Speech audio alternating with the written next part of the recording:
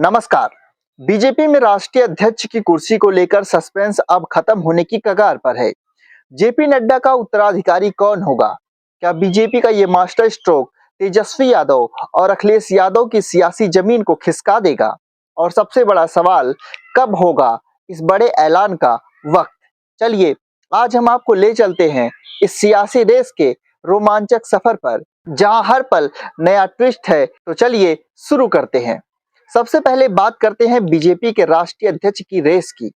जम्मू कश्मीर के पहलगाम में हुए आतंकी हमले ने बीजेपी की इस प्रक्रिया को कुछ वक्त के लिए रोक दिया था, लेकिन अब ऑपरेशन सिंदूर और पाकिस्तान के साथ सीज फायर के बाद पार्टी ने एक बार फिर से कमर कस ली है।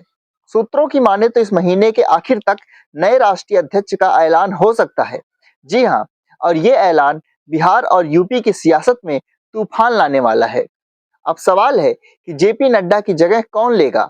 नामों की लिस्ट लंबी है, लेकिन दो चेहरे सबसे ज्यादा चर्चा में हैं। केंद्रीय मंत्री भूपेंद्र यादव और धर्मेंद्र प्रधान दोनों ही ओबीसी समुदाय से आते हैं और दोनों ही बीजेपी की सोशल इंजीनियरिंग के मास्टर प्लेयर माने जाते हैं। लेकिन रुकिए, यह सिर्फ नामों की बात नहीं है, इसके पीछे है एक बड़ा सियासी दांव। बीजेपी ने हाल में ही जाति जनगणना करने का फैसला किया है।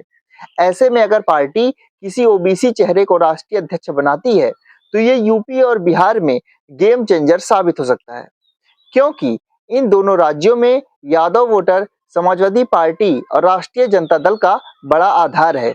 और अगर बीजेपी भूपेंद्र यादव या धर्मेंद्र प्रधान जैसे ओबीसी चेहरों को आगे लाती है तो ये तेजस्वी और अखिलेश की सियासी जमीन को सीधे चुनौती दे सकता है। तो क्या कहते हैं आप? क्या ये बीजेपी का मास्टर स्ट्रोक है? अब थोड़ा इन दोनों दिग्गजों के बारे में बात करते हैं। धर्मेंद्र प्रधान जो केंद्रीय शिक्षा मंत्री हैं और भूपेंद्र यादव जो पर्यावरण मंत्री हैं, दोनों ही बीजेपी के भरोसेमंद सिपाही हैं। ओडिशा में पिछले साल बीजेपी की प्रचंड जीत में धर्मेंद्र प्रधान का बड़ा रोल माना जाता है। उस वक्त तो उनका नाम मुख्यमंत्री पद के लिए भी उछला था, लेकिन वो बाजी नहीं मार पाए। दूसरी तरफ भूपेंद्र यादव की जोड़ी धर्मेंद्र के साथ कई राज्यों में पार्टी को शानदार नतीजे दे चुकी है। सूत्रों की माने तो इस रेस में धर्मेंद्र प्रधान का पड़ला थोड़ा भारी है। क्यों? क्योंकि उनका अनुभव, उनकी संगठनात्मक क्षमता और ओबीसी वोटरों के बीच उनकी पकड़, ये सब बीजेपी के लिए ट्रम्प कार्ड साबित हो सकते हैं। लेकिन भूपेंद्र यादव भी पीछे नहीं है। उनकी रणनीतिक सोच और संगठन में पकड़ किसी से कम नहीं।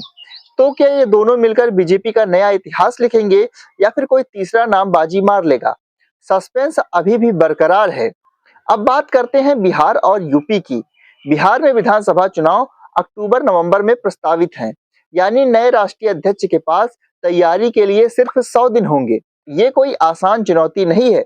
बिहार में राजद और यूपी में सपा को टक्कर देने के लिए बीजेपी को एक ऐसे चेहरे की जरूरत है जो वोटरों को अपनी तरफ खींच सके, और यहीं पर ओबीसी कार्ड खेला जा सकता है। अगर बीजेपी किसी ओबीसी नेता को अध्यक्ष बनाती है तो ये यादव वोटरों को लुभाने की सबसे बड़ी कोशिश होगी। अब थोड़ा और पीछे चलते हैं। पीएम नरेंद्र मोदी के नागपुर दौरे के बाद संगठन चुनावों की प्रक्रिया ने रफ्तार पकड़ ली थी, लेकिन 22 अप्रैल को पहलगाम में हुए आतंकी हमले ने सब कुछ रोक दिया। अब जब पाकिस्तान के साथ सैन्य तनाव कम हुआ है तो बीजेपी ने फिर से इस दिशा में कदम बढ़ाए हैं।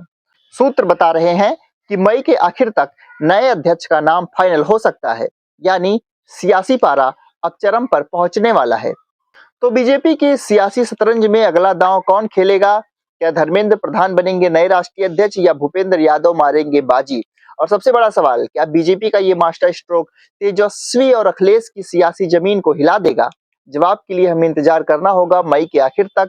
तब तक आप हमें अपनी राय जरूर बताएं। हम जल्द मिलेंगे एक और धमाकेदार खबर के साथ। तब तक के लिए आप सभी को नमस्कार। चैनल पर नए हैं सब्सक्राइब जरूर कीजिएगा, वीडियो को शेयर कर दीजिएगा। मिलेंगे अगली खबर में, तब तक के लिए आप सभी को जय हिंद, जय भारत।